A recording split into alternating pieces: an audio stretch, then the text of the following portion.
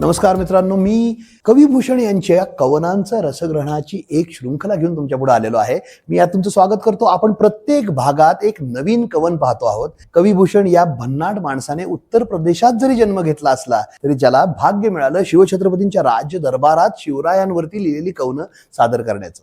अशाच भन्नाट वॉरियरच्या भन्नाट कवनांच्या रसग्रहण आपण करतो आहोत. आज आपण जे कवन पाहणार आहोत ते कवन शिवछत्रपतींच्या पुण्यात किंवा आपल्या महाराष्ट्रातील दराऱ्यामुळे औरंगजेब कसा घाबरायला लागला होता हळूहळू हे सांगणारं हे कवन आहे. आपल्या कविभूषणांच्या कवनाच्या ओळी मी सुरू करतोय. कविभूषण म्हणतात, अफजल खान को मारोमय दान जाने, अफजल खान को मारोमय दान जाने, बीजापुर गोळकोंडा डरायो दराज है, भूषण भनत फरांसीस अंग्रेज मारी, भूषण भनत फरांसीस अंग्रेज मारी, हवसी तुरक डारे उलटी जहाज है, देखत में रुस्तम खान जी ने खाक किया, देखत में रुस्तम खान जी ने खाक किया, सालती सूरती आजू सुनी जो आवाज है, चौकी चौकी चकत कहत जहू गाते यारो, चौकी चौकी चकत कहत जहू गाते यारो, लेत रहो खबरी कहाली शिवराज है, लेत रहो खबरी कहाली शिवराज है.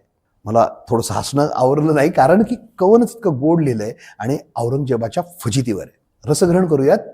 पहिली ओळ लिहितं, अफजल खान को मारोमय दान, मैदानात बोलवून त्याला मारण्याची कसब असलेले, कुणाला? अफजल खानाला, ज्याने औरंगजेबाला पूर्वी हरवलं होतं. अशा अफजल खानाला मैदानात बोलून मारण्याचं कसब असलेल्या शिवरायांमुळे बिजापूर गोळकोंडा डरायो दराज हे घाबरायला लागले. आता गोळकोंडा आणि बिजापुरी ह्या आदिलशाही आणि कुतुबशाही हे घाबरायला लागले आता या गोष्टींमुळे. भूषण भनत, भूषण म्हणतो, फारांसीस अंग्रेज मारी, फ्रेंचांना मारलं, इंग्रजांना मारलं, हबसी तुरक, हबसी म्हणजे कोण? हे अब्सिनियन म्हणजे तुमच्या दक्षिण आफ्रिकेमधून आलेले कृष्णवर्णीय जे योद्धे होते ते, म्हणजे सिद्दी जोहर म्हणा किंवा हे सिद्दी नावाचे सगळे हे हबसी. फतेह खान सुद्धा बाय द वे हबसी होता. हबसी तुरक, तुर्कांची जे सुद्धा जी लोक होती ते सगळे उलटी जहाज आहे, त्यांना उलट पालट करून टाकलंय महाराजांनी. देखतम रुस्तम खानजीनं खाक किया, अफजलाला मारून खाली कोल्हापूरच्या इथे झालेल्या युद्धाच्या वेळेस रुस्तमे जमा ज्यावेळी आला होता अंगावरी, त्या रुस्तमे जमाला पण महाराजांनी संपवलं. देखतम रुस्तम खानजीनं खाक किया, सालती सुरती अजित सुनी जो आवाज आहे. सालती म्हणजे कोण? साल्हेर. साल्हेरला महाराजांचा प्रतापाचा आवाज आला.